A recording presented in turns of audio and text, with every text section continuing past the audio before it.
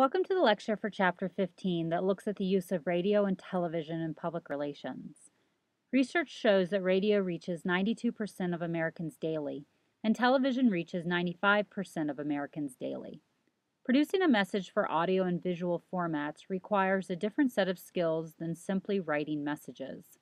Today we will spend a few minutes discussing how to create effective key messages for radio and television, and how you can book guest appearances and conduct product placements.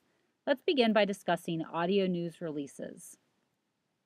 News releases for the radio are known as audio news releases, or ANRs. ANRs are cost-effective ways to reach a large amount of people. When writing them, you should emphasize short sentences that average 10 words and can easily be understood by a listener. ANRs usually are only 125 words long and have to have a conversational feel that is easy to listen to. Remember, we write differently than we speak, so that needs to be taken into account when creating ANRs. The most effective way to release an ANR to the press is to provide a recording of the ANR spoken by someone with a strong radio voice. There are two formats you can follow for this. The first is an actuality. This is a full reading of the ANR by a person with a professional voice that is not identified. The second is a soundbite. This approach includes having an announcer introduce the topic of the ANR, and then a soundbite provides a comment from a satisfied customer or a company spokesperson. Providing a soundbite to the press can work well because then the media outlet has the choice of using the entire clip or just the soundbite part of it. When writing an ANR, there are a few things you should consider. The first is timeliness. Obviously, the topics of ANRs should relate to a current season or social trend. The second is localization, which means the ANR should include a local angle. The third is humanization. All ANRs should show how everyday people are affected or involved in the topic. And finally, you should have some visual appeal to your ANR. Stories should use vivid language and provide compelling sound bites to provide depth and interest to an ANR. PR personnel that work for nonprofit organizations sometimes prepare public service announcements for radio stations. A PSA is an unpaid announcement that promotes the programs of government or voluntary agencies or that serves the public interest. PSAs can be 10, 15, 20, 30, or 60 seconds long. A PR professional should submit several PSAs on the same subject at different lengths so the radio station has some flexibility with how they can air them. Although almost any topic can be talked about, local community issues and events usually receive the most airtime, followed by children's issues. When delivering a PSA, the textbook recommends taking several steps. The first is mailing a script to the station's public service director. Second, send a CD with announcements of varying lengths. Third, provide an 800 number. And fourth, provide downloads from a sponsoring organization's web server. Another PR tactic is the radio media tour, or RMT. This occurs when a PR practitioner books multiple radio interviews for a company spokesperson. The interviews can be conducted all over the country with various radio stations, all while the spokesperson is in a hotel room or at home. They are a cost-effective way to reach millions of people. It is important, however, to be familiar with the radio station before you book the interview. You should also think about how you can link the RMT to a holiday or current news angle. And finally, most RMTs occur in the morning hours, so you have to choose a spokesperson who can be awake and have the stamina to conduct hours of interviews. Besides radio, television also provides numerous opportunities for PR strategies. You probably remember video news releases from our discussion of ethics and VNRs in Chapter 3. VNRs can be expensive.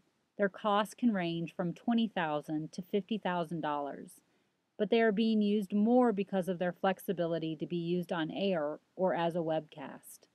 A traditional VNR includes a few items. It should include a 90-second news report with voiceover narration. It should also include B-roll, which is video only with no narration. This gives a media outlet the chance to record their own narration using their own commentators. You should provide 2 to 3 minutes of B-roll. You should also have a clear identification of the video source in order to avoid any ethical issues. And finally, you should include a script, spokespeople information, media contacts, extra sound bites, and background information that is provided electronically. Research shows that the typical television station runs an average of 137 PSAs a week. TV PSAs are done similarly to how radio PSAs are done. They need to be short, to the point, and professionally produced. All television PSAs need a visual element with photos or artwork on screen at any given time. Sometimes PSAs can be done as a talking head. This is when a spokesperson or celebrity talks into the camera for 30 seconds. This is a simple way to do a PSA, but it can be just as powerful as doing one with photos and graphics. Another PR strategy using the television are satellite media tours. A satellite media tour, or SMT, is defined as a series of pre-booked one-on-one interviews from a fixed location via satellite with a series of television journalists or talk show hosts. These can be done from a television studio or from a specific location. When you conduct one of these, you do want to include relevant angles for each market you pitch. Use a visually appealing background or set. Get stations involved by sending them items that will help them promote the interview. Avoid continual follow-ups with the producer if he or she says they'll have to think it over. You will only annoy them. You should also provide producers the who, why, what, and when up front, and use credible, knowledgeable spokespeople who are confident and personable. So far in this lecture, we have discussed types of materials that PR professionals can create to disseminate messages about topics, products, or people. Oftentimes, however, your role as a PR professional is to get a person you represent on a radio or TV program. Talking to people over the phone or in person is the best way to get this done. Before the pitch, however, there are a few things that need to be done. You should always do your homework. You should be familiar with the show, its content, and the audience the show reaches. You'll need to watch the show and study its format before you make a pitch to make sure your client would be appropriate for the show. You should make sure your client is prepared and coach the client to focus on 2 to 3 key messages. Make sure your client knows to be brief and to the point. Statements should be kept to 30 seconds or less. And finally, make sure your client is relaxed and able to speak casually. If your client isn't a person, but is a product placement is a great way to get publicity for an item.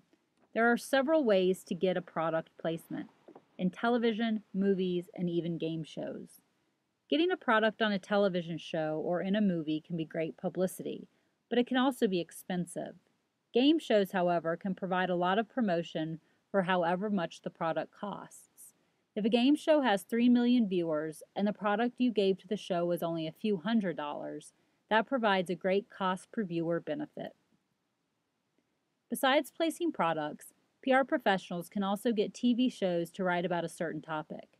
The National Campaign to Prevent Teen Pregnancy works to get teen pregnancy into television programming so it can be a topic that is in the public dialogue. Issues placement is used to educate the public about social issues or health problems, but can do so in an entertaining way. Thank you for listening to the lecture for Chapter 15 that discusses how public relations is conducted on radio and television. Today we covered audio news releases, public service announcements, radio media tours, video news releases, satellite media tours, guest appearances, product placement, and issues placement. Although radio and television stations might not immediately want to air your content, it is a great way to disseminate messages that reach millions of people if pitched the right way. Hopefully this chapter introduced you to additional techniques and strategies you can use in the practice of public relations. Thank you for listening.